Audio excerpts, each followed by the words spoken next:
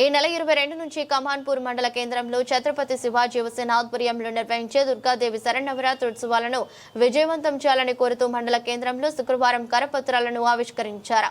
ఛత్రపతి శివాజీ యువసేన ఆధ్వర్యంలో గత 10 సంవత్సరాల నుంచి మండల కేంద్రంలో దుర్గాదేవి శరన్నవరాత్రి ఉత్సవాలను నిర్వహించడం జరుగుతుందని, ఈ ఏడాది కూడా అదే విధంగా ఉత్సవాలను ఘనంగా నిర్వహించడం జరుగుతుందని ఛత్రపతి శివాజీ యువసేన కార్యవర్గ బృందం సభ్యులు తెలిపారు.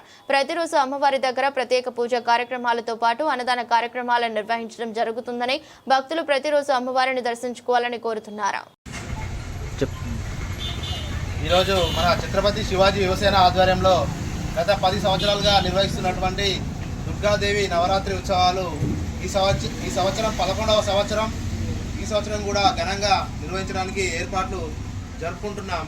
అలాగే ఇందులో భాగంగా ఈరోజు మన ఆహ్వాన పత్రిక ఓపెనింగ్ చేయడానికి వచ్చిన మన కమాన్పూర్ మండల అన్ని రాజకీయ పార్టీల నాయకులకు, పెద్దలకు, అలాగే ఛత్రపతి శివాజీ యువసేన నాయకులకు, కమాన్పూర్ మండల ప్రజలకు స్వాగతం, సుస్వాగతం. అలాగే ఈ యొక్క కరపత్రాన్ని ఆవిష్కరించాల్సిందిగా